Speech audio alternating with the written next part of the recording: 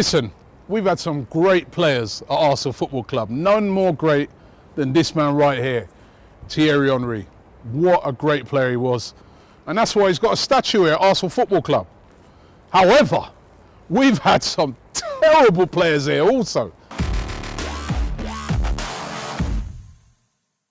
In this video, I thought what I'd do, let's take a look at what I think were the 10 worst players ever to play for Arsenal Football Club. At number 10, Andre Santos.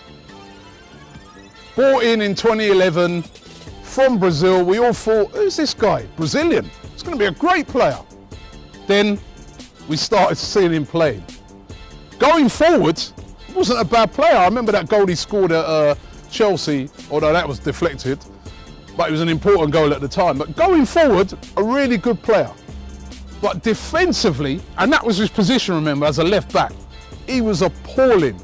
The amount of times he'd get caught halfway up the pitch and then he never had the speed to recover, he was just simply atrocious as a defender.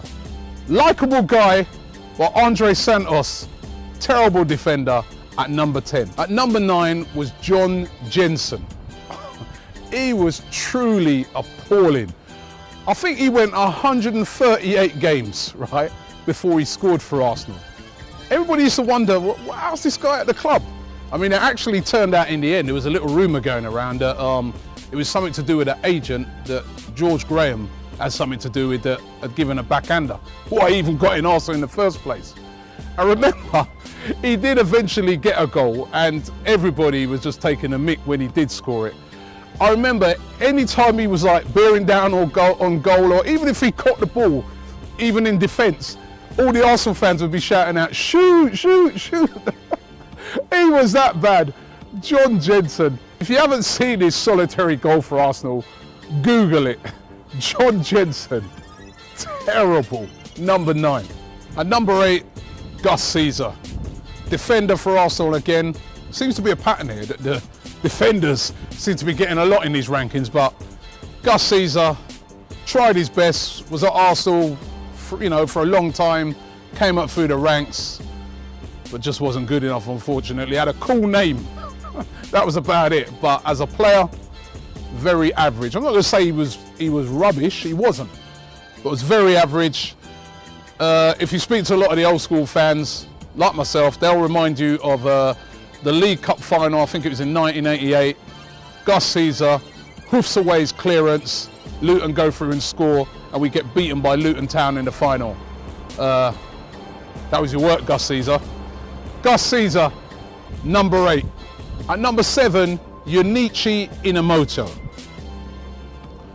We signed him, and to be fair, when we signed him, Japanese player, there was like, a lot of fans saying that, have we just bought him because we're trying to burst into the Asian market, or is this guy a good player? And to be fair, he came as a hot prospect from Japan, but he came to Arsenal. He made zero impact. He just looked lightweight. He weren't good enough. Tried his best, but nah, poor. In the end, we ended up shipping him out, I think, to Fulham. Inamoto, poor. At number 6, Amaury Bischoff. Remember him? No, you probably don't remember him, because he hardly ever played for Arsenal. Weird when we bought him, because he had this long history of injuries. There were reports that he was a quality player, but he came to Arsenal, didn't get in the first team, made a couple of little substitute appearances, and then within a year, he was gone. Weird. Amaury Bischoff. At number 5, another defender. Looks like Arsene Wenger's not always the best at buying defenders, and he's brought Pascal Sagan, who I was going to include in this, but I've given him a pass because I've gone for Sebastian Schillaci. Oh, remember him? He was there for about 3 years as well. Simply useless.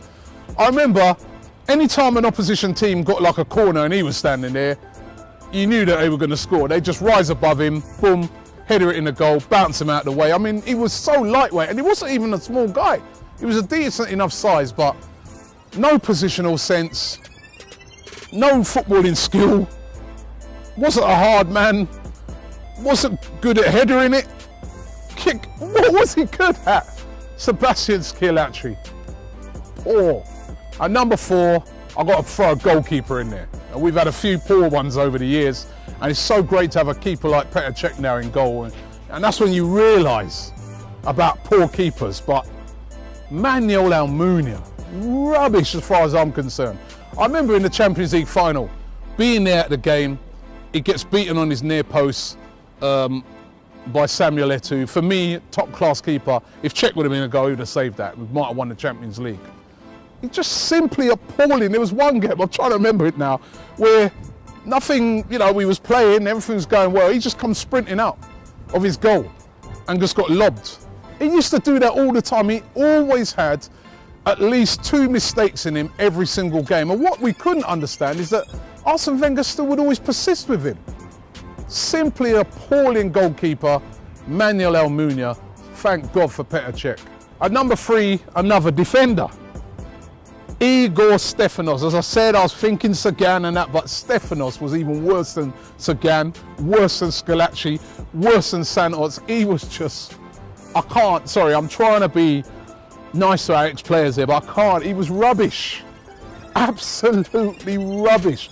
Anytime you saw him in the team, you were just like this. You were a nervous wreck. Ah. I'm getting cold sweats now, even thinking about him. Igor Stefanos, what did you do? Rubbish.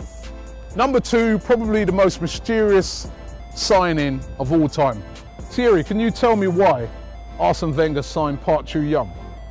I mean, I'm still trying to work it out. He hardly ever played. I think he scored, I remember him scoring 1 goal where he sort of curled it in. That was a great goal. But apart from that, what did he do? Why did we buy this guy? Was it just to burst into the Asian market? Was Park Chu-young's relatives a friend of Arsene Wenger? Or maybe somebody at the club? Thierry, you got to tell me, man, because I still can't work it out. The guy, I mean, he never had a chance at the club. He never got to hardly play any games. He was always on the bench. I just can't figure it out. Park Chu-young, please, somebody, leave it in the comments below and tell me why Arsenal signed him in the first place. Number 1 has got to be Francis Jeffers, and Thierry Henry, you remember him. Signed as our answer as a striker. He was, we were being told at the time that Arsenal lacked a player that is what we call a fox in the box. The sort of player that will be, you know, there in that 6-yard area and just do the little tap-ins and that. We never had that player. We always had lots of flair players and that could score goals, but we didn't have that fox in the box. We needed that fox in the box. So what did we do? We went to Everton and we signed a fox in the box. Apart from, he was just a fox. He was never, well, he was in the box, but he just never scored a goal. He was just poor. And the reason why I say this was the worst signing is because he came so highly rated. And when we signed him, we were so excited because we were like, yeah, this guy is going to be the answer to our goal scoring problems. He will be the fox in the box. And I'm sorry, Franny, poor. You were poor. You just weren't good enough for Arsenal. So there you go. That's my 10 worst players that have ever played for Arsenal. I know there's loads more, right? Leave your 10 in the comments below. You know what we're going to do for this? We're even going to give away a t-shirt to the person who comes up with a better 10 than what I just came up with. Thank God for Thierry Henry. Subscribe to Arsenal Fan TV. And we're all Gooners here. And in this video, I'm going to take a look at 10 famous Gooners. I mean, I know other clubs have got famous fans. I mean, Watford have got like Elton John, but hey, we got loads of famous people that follow Arsenal.